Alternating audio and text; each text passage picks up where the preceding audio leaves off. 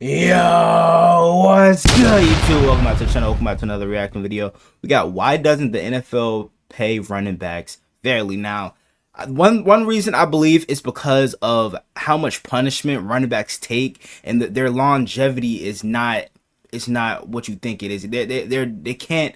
Their careers are basically shortened than any other position in the league. So take Todd Gurley, for instance. He was good, but then after he got paid, you know what I'm saying, injuries started to creep up on him and shit like that. I think that's really much the reason why running backs aren't as valuable, because they can get replaced with like 7th round picks and 6th round picks. Like Isaiah Pacheco, for instance, for the Kansas City Chiefs, is one of the best running backs in the league right now. Definitely in my top 10.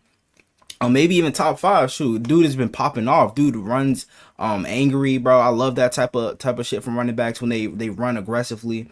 Like Mark Ingram, for instance, you know what I'm saying? But let's check this out. Why are running backs not getting paid? How can the NFL fix the running back problem? There are 5 simple answers to the NFL. Somebody's got to prove somebody wrong, bro. We'll discuss these in the first part of the video, but we will discuss the best way to fix the problem afterward. 1. Current day general managers find it easier financially to have a stable of running backs than to have a single bell cow runner. Yep. 2.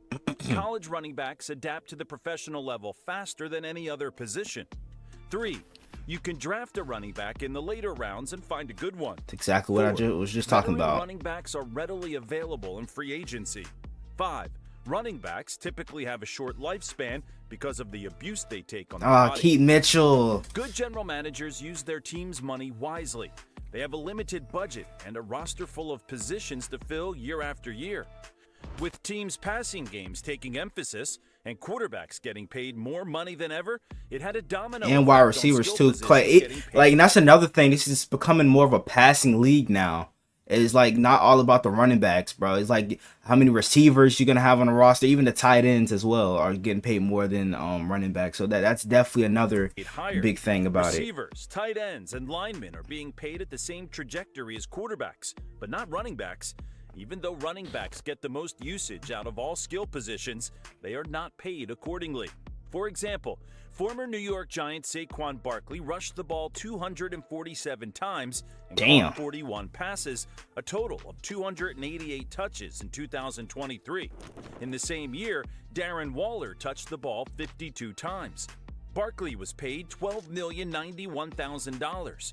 Waller was paid $11,850,000. Christian McCaffrey touched the ball 339 times in 2023, while Deebo Samuel got 97 touches in the same year. CMC was paid roughly $12 million, while Deebo was paid $18 million roughly. Would you call that fair? These teams believe I mean, bro, like, but CMC was already paid when they got him, though, if I'm not mistaken. But I'm feel like Deebo is definitely gonna get traded though. That's very interesting take right there. While the Niners made it to the Super Bowl, other teams like Brett Veach and the Chiefs decided to have a stable of running backs. Andy Reid used a combination of Clyde Edwards-Helaire, Jerick McKinnon, and 7th round pick Isaiah Pacheco. Pacheco has been the hot hand for most of the year. He took a featured role and contributed to his team winning back-to-back Super Bowls 57. Somebody's got to stop KC, bro. $985,000 in 2023.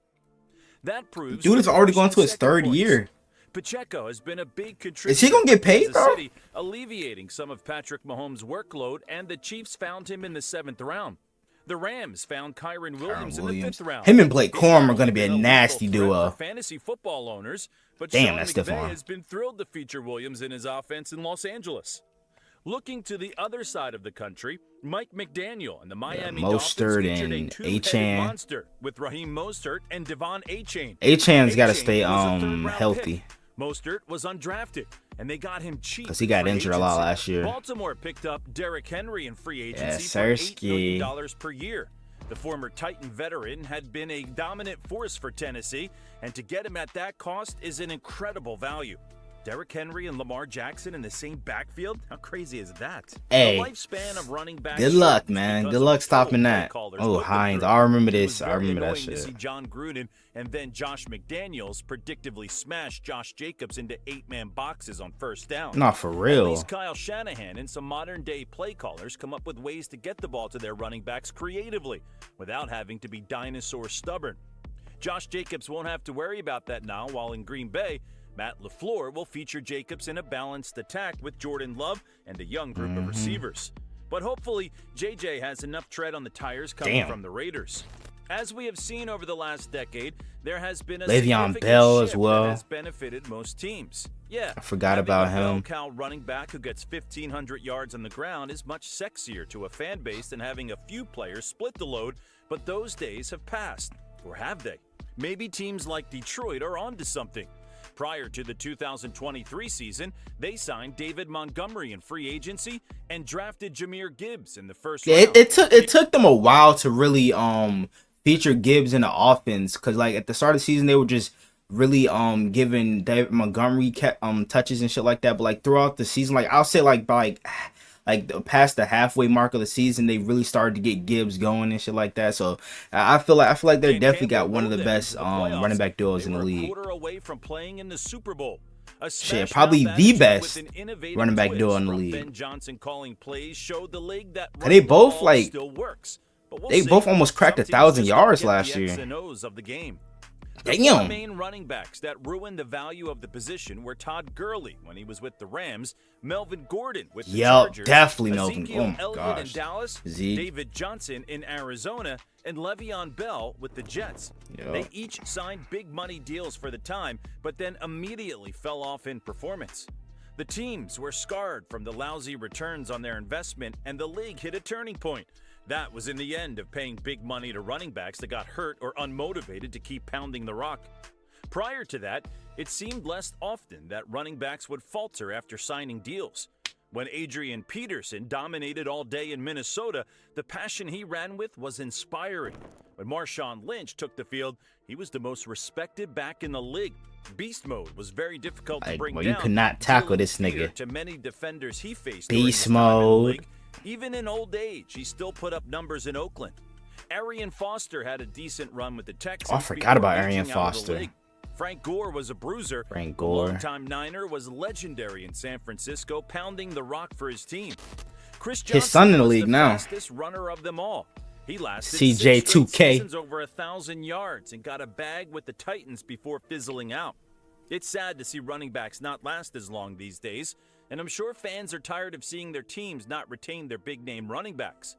Factoring in all of this information, we can see that there is an issue, and we promised that we'd tell you the solution. In the same way that modern-day coaches are utilizing their running backs creatively, general managers can take the same approach but use the cap to pay their running backs creatively.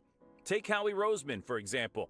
He signed Saquon Barkley at a base rate and included some incentives that if Saquon reached them, he would be paid as one of the top running backs. The Giants were not matching that contract. They did not even offer Saquon. Kind of seems disrespectful, but really, they just had to But bite the bullet there. it's a thing with Saquon is him staying healthy, bro. I feel like that's the only reason that really kept them from really paying him a bag is he's not always healthy. Like his most healthy season was like what 2022, like because he even dealt with injuries last Giants year. overpaid an unproven Daniel Jones $40 million per year. Now that's what I don't understand why the hell they paid him $40 million after one good season. The Raiders let It wasn't even the Jacobs best walk season. in He free had like agency. just over Green 3,000 Bay yards paid him a passing. $12 million per year contract, and Jacobs quickly took the deal. New Raiders general manager Tom Telesco did not have any sentimental value with Jacobs, and it didn't help that he had firsthand experience in giving big money to one of his former running backs, Melvin Gordon.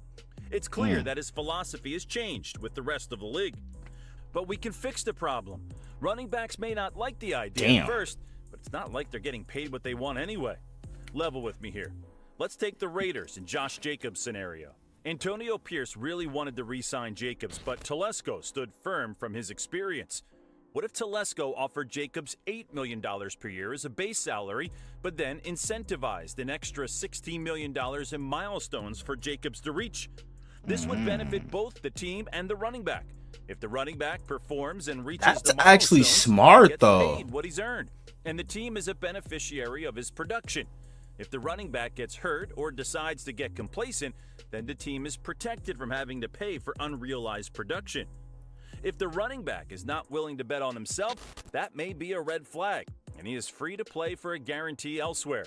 But we're not proposing average money incentives. We're proposing big money incentives that make a player seek a challenge. The details and milestones for Jacobs could be as follows. Base salary, $8 million. If you show up for the offseason program, $1 million. If you play a complete 17-game season, $2 million. Ooh. If you rush for 1,200 yards, $2 million. If you receive 500 yards, $1 million. Okay. For every additional 100 yards, $500,000 will be added to your total. If you Oh, get 12 wow. touchdowns, Hey, bro, let this nigga cook. Hold up now. For every additional touchdown, an additional $500,000 will be added to your total. Now, let's say Jacob shows up to training camp and plays an entire season. He rushes for 1,800 yards and 16 touchdowns, receives 500 yards, and catches 6 touchdowns. His total earnings would be $24 million. It sounds like a lot financially, but if a running back produces those numbers, come on, NFL, pay the man. Considering supply and demand, the demand for I think that's a running great backs has idea. never really changed, but the supply of running backs is high. But guess what else is high? The CBA and TV deals are getting higher year after year. Implementing the proposal will preserve the running back position and send an encouraging message that the league appreciates the skill position they abuse the most.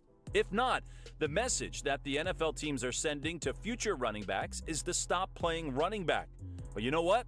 In quarter 4 of 2023, according to the U.S. Bureau of Labor, the average working American makes a U.S. annual salary of $59,384.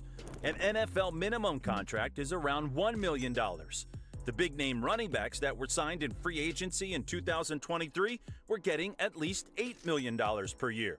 That means it would take the average American earner 16 years to make 16 the NFL minimum. years, And it would yo. take the average American earner 134.7 years to make what the $8 million running backs make in 1 year. That's crazy. So, for any of you running backs watching this, keep in mind that running the football in the NFL is still an amazing opportunity that many kids dream of achieving.